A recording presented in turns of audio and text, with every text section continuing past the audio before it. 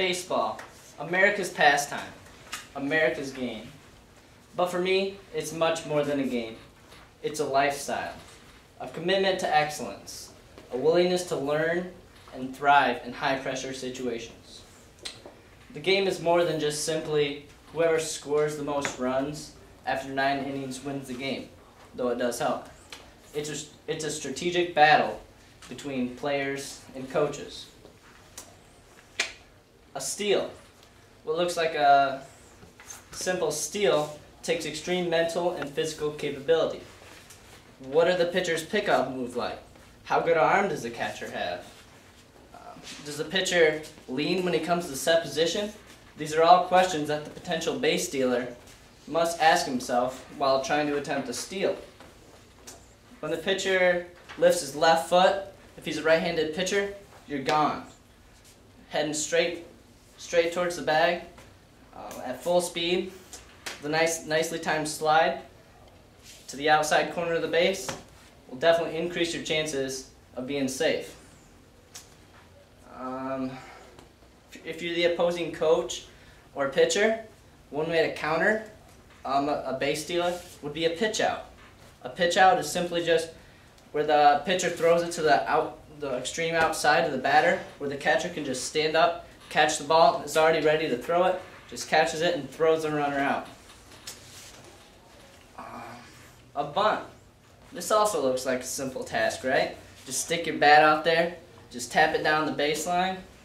I wish it was that simple. A bunt can be one of the hardest things to do for some players. With a fastball flying in at you, you gotta deaden the ball enough so it doesn't just go straight to the third baseman, first baseman, or pitcher, but you gotta hit it hard enough so it doesn't just go straight to the catcher so he can just throw you out. There are 2 types of bunts, a sacrifice bunt and a bunt for a hit, which is usually a drag bunt. A sacrifice bunt is exactly what it sounds like. You're sacrificing yourself to get an out so the runners on base can move ahead into scoring position. That way, they're a lot more likely to score on a base hit. And then the next kind of bunt is a drag bunt. This is where you're trying to get a hit. A drag bunt is usually you wait a lot longer to show the bat, and it's almost like you're running out of the batter's box while bunting the ball at the same time. So you're just kind of like that. This takes a lot of practice and is a lot harder than it looks. My favorite baseball player of all time, I would have to say Pete Rose. Even though he was a little bit before my generation, I guess, from what I heard, he always played the game really hard, with lots of energy and enthusiasm, and that's something I really admire about him. I guess that's one of the reasons he got his nickname Charlie Hustle. He had over 4,200 hits throughout his career, and over 1,300 runs batted in. One of my favorite memories, I guess, of Pete Rose, or at least what I've saw, is during the All-Star game when he ran over the catcher to score a run.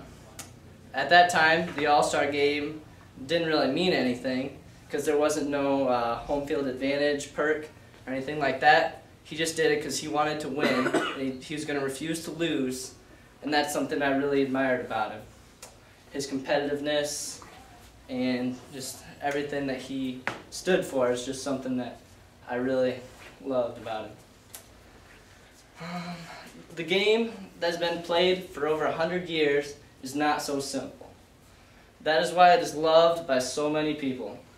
There are many other skills and strategies that go with the game of baseball that we didn't even cover today. The best ball players in the world make it a lifestyle. They commit to excellence. They thrive in high-pressure situations. That's why the Major League Baseball players, they play 8 months out of the year. Over 162 games. I mean, if you don't love it, then you wouldn't enjoy it. And thank you.